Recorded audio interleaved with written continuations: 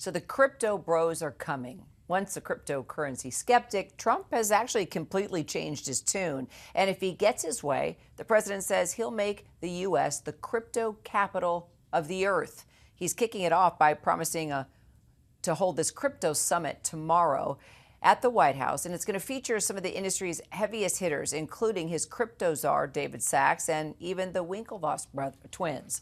They're still concerned, though, about crypto and that it could be a little risky and lead to a lack of regulatory oversight, even weaken efforts to combat money laundering and the financing of terrorist operations.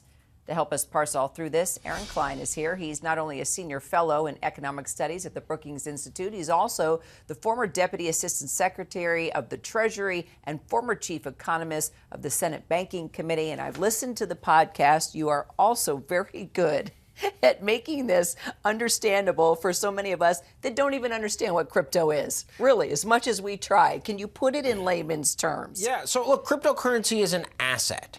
It's something like people use Bitcoin in a way that they used gold. Once upon a time, gold had intrinsic value in coins. Now it's a commodity. It's also used in the financial markets as a method for volatility or a hedge if you're concerned about inflation. And then there are a series of other things that are called meme coins. They remind me a lot more of Beanie Babies or when I was younger, baseball cards. Trump himself. Trump has one. Trump has one. Everyone seems to have one. Right. There's one called Fart Coin that for a while had the same market capitalization as Papa John's. And this is where I get concerned because I know what Papa John's does. It brings pizza to my house. My kids love it. We can debate how good the pizza is. I'm a little bit of a pizza snob maybe, but Papa John's does something. What do these cryptos do? What do they do? Well, tell us. Some of them are used for things like capital control, ransomware, other points of view. Others are used for assets and speculation. Look, a lot of people have gotten rich trading in crypto, right? A lot of people saw this as a market in the future of a limited, scarce commodity. There are only going to be so many Bitcoins, and there's going to be a fundamental need for them, or people are going to think there's a need for them, like in gold or palladium or any of these other classic metals, and they've appreciated a lot in value. But there's an important one thing I really want folks to understand is that a lot of times people say crypto is a payment mechanism. We're going to be buying things. Right. You ever bought anything in a Bitcoin or Ethereum? No. Right? Crypto's been here almost 20 years. I got my first email address in 1990. By 2010, I emailed everything. Not that many things went in the envelopes. Right? Think about over 20 years how fast email was adopted. Same with the internet. Crypto is not a payment mechanism. People are not buying and selling things in Bitcoin and Ethereum and Solana, and they're probably not going to be for the foreseeable future. So then what's the point? What's the advantage? Is there an advantage? Because you mentioned gold, and I think, oh, I understand that. A gold bar, that's worth something. I could go to a pawn shop. If I get desperate, I can get money for that. What do I get for owning Bitcoin? So for Bitcoin, you get what somebody else thinks a Bitcoin is worth. And some people want to be able to use Bitcoin. It's the number one thing that's used for ransomware, right? Somebody takes a hold of your computer and you have to pay them off. I'm not saying that's a good thing. That's obviously a bad thing. Right. But it creates a demand for the asset class. There are other people that are using this as a hedge that think of it like, well, why does gold have value? Right? Once upon a time, there were gold coins, gold jewelry. There's some, metallic things that need gold or platinum or whatever, but diamonds. Think about diamonds, right? Girl's best friend. On the other hand, right, their value. Girls. That not meant too. The De Beers story is interesting. They've tried to market it many times, and there's laboratory uses for diamonds. They're commercial, but there's commercial uses. But it's also a fixed amount. A supply that's controlled by a cartel. Bitcoin is a fixed amount. And so if you think the world grows, there's going to be more demand. It's a speculation. See, and gosh, I mean, that makes, when you say it's a speculation, that makes me nervous. Why would we want to use or bet on or invest in speculation?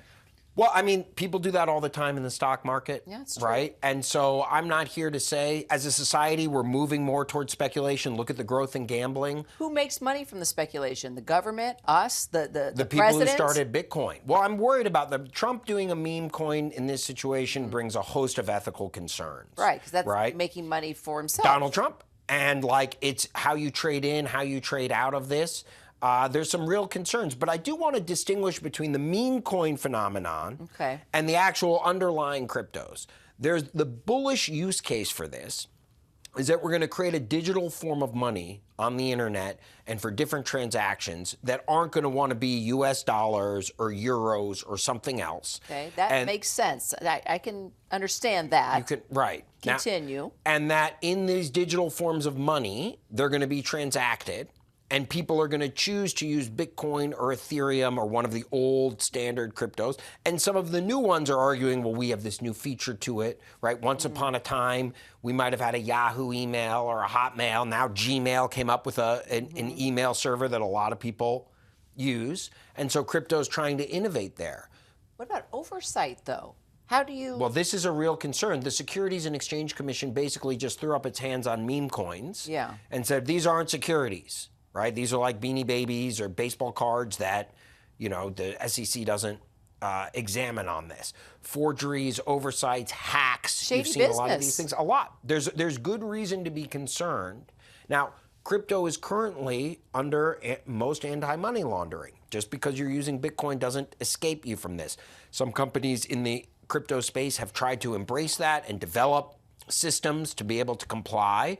Others have wanted to skirt around the edges. You see this in a stable coin called Tether, which is the largest stable coin in the world. Still hasn't given a full audit. One of its big investors is now the Secretary of Commerce. So now Trump is going to hold this summit, this crypto summit. He has a crypto czar, David Sachs. What are you going to be paying attention to? Why have this summit? Well, he's promoting it. I mean, there's a bit of a pump this thing up. I think he's going to announce, and he's already talked about a strategic reserve, like the U.S. Oil strategic reserve. At first, I think this will just be Bitcoin the U.S. government has taken. So the U.S. government owns a lot of Bitcoin because it's found a lot of criminals, and a lot of criminals have used Bitcoin, and it seized this Bitcoin. Some of it sold, some of it kept. That it kept has gone up in value. So I suspect he repurposes this. Now, what I'm concerned is he's going to try to use taxpayer money to go out and buy more.